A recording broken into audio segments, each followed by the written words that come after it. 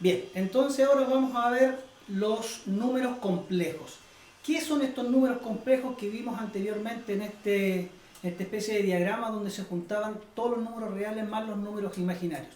Los números complejos no es más que una conjugación entre los imaginarios y los números reales.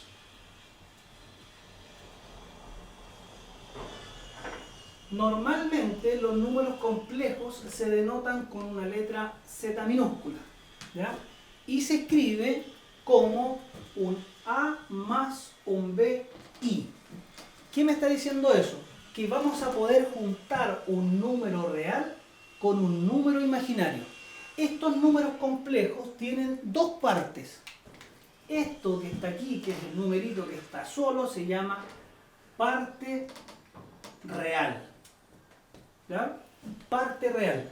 Y el número que acompaña a la I, ojo, acompaña a la I, no es con el I.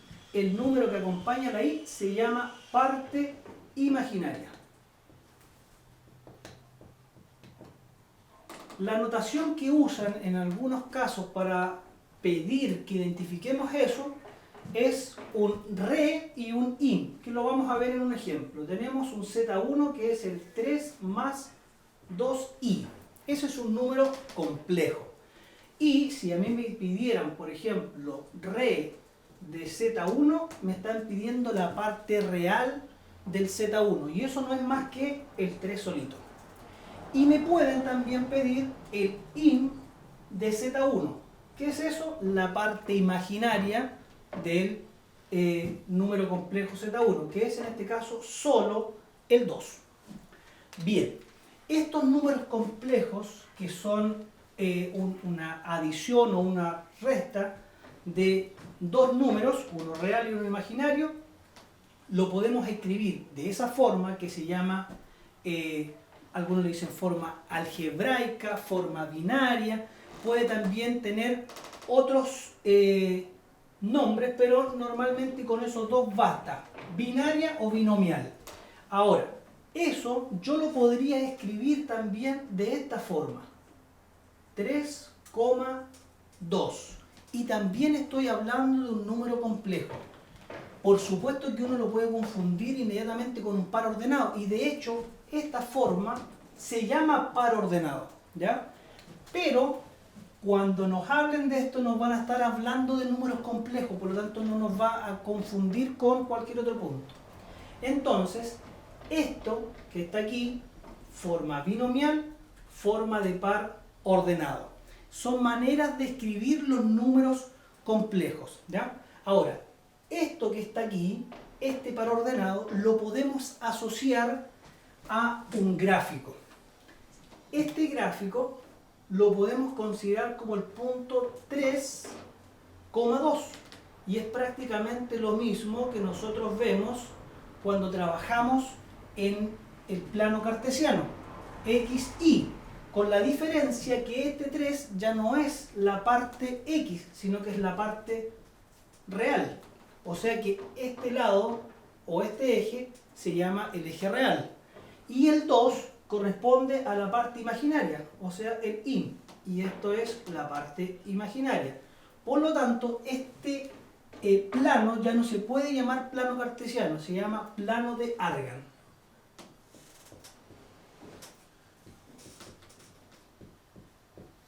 Ok, entonces el plano de Argand tiene el eje real y el eje imaginario, a diferencia del plano cartesiano que tiene el eje y, pues el eje x y el eje y. Y entonces podemos asociar este número complejo como un vector, ¿ya? Que es ese que está ahí, que sale desde el centro y llega hasta el 3,2, ¿ya? Entonces, binomial, forma de par ordenado, y forma vectorial de un número complejo. Son las tres formas en que lo vamos a conocer. Estos números complejos se les pueden hacer algunas cosas, como por ejemplo encontrar opuesto.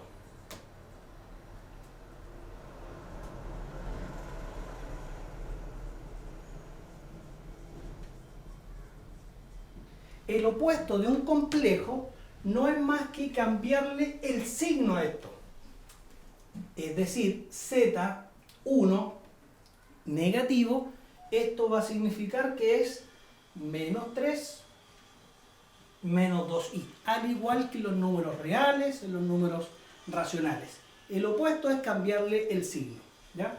También existe otro concepto que se llama conjugado. El conjugado de un número complejo es, por simbología, un z con una rayita arriba. Entonces, si yo quisiera el z1 con la rayita arriba, que significa conjugado de z, es simplemente cambiarle el signo al número imaginario. Cambiarle el signo al número imaginario. Si recordamos el z1 que está aquí arriba, que es 3 más 2i, eso significa que su conjugado sería, en este caso, 3 menos 2i. ¿Ya? Eso es lo que se conoce como el conjugado. Si lo dibujamos acá, el conjugado estaría con el 3 positivo y el 2 negativo, es decir, hacia acá. Si lo miramos, entonces un conjugado es siempre una reflexión con respecto al eje real. Ojo, eje real, no es una reflexión con respecto al eje X, es una reflexión con respecto al eje real. Ese es el concepto del opuesto y del conjugado. Podríamos también encontrar el recíproco de un número complejo. El recíproco, si usted recuerda, era invertir. Recíproco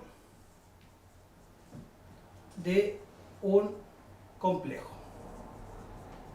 El recíproco de un complejo es tener z elevado a menos 1. Es decir, vamos a tomar un número complejo y lo vamos a elevar a menos 1. Si aquí tenemos el z1 elevado a menos 1, eso nos está diciendo que sería el 3 más 2i elevado a menos 1. Y esto se transforma en 1 partido en 3 más 2i. Y para poder encontrar este resultado, que es un número complejo, que se está dividiendo por este otro número, entonces esto me tiene que dar un resultado. Y ese resultado lo vamos a tener que ver en un par de minutitos más cuando veamos cómo se dividen los números complejos. Ojo, se dividen los números complejos. ¿Eso significa que ese es un número complejo? La respuesta es afirmativa. Todos los números que conocemos hasta el momento son números complejos. No hay ningún número que no sea complejo. A ver, ¿cómo es eso? Si yo tengo, por ejemplo, un z2 igual a 3, un z3 igual a 5i, siguen siendo números complejos. A este de aquí se le llama real puro. O sea, es un número complejo real puro. ¿Qué significa eso? Que su parte imaginaria es 0, pero sigue siendo un número complejo. Y este número complejo de acá se llama imaginario puro. ¿Por qué? Porque no tiene parte real, solo una parte imaginaria. Es decir, este número solo pertenece a los números reales y este solo a los números imaginarios. Pero los dos siguen perteneciendo a los números complejos porque este es el conjunto más grande que tenemos. Por lo tanto, no hay ningún número que no sea un número complejo, ¿ya? Pero si le falta una parte, real puro; si le falta la otra parte, imaginario puro. Bien, esto es como los conceptos básicos de cualquier número complejo. Tenemos que ver todavía las operaciones, pero antes de eso vamos a ver la última parte importante que tiene que ver con esto básico. Y es que cuando tenemos este número que es complejo, escrito en su forma binaria o en su par ordenado, en su forma vectorial, o ya sea número conjugado o el opuesto o los puros, siempre le vamos a poder calcular la distancia, porque como se asocia con un vector, todo vector tiene una magnitud, y esa magnitud del vector se le llama módulo del número complejo, ¿ya? El módulo del número complejo.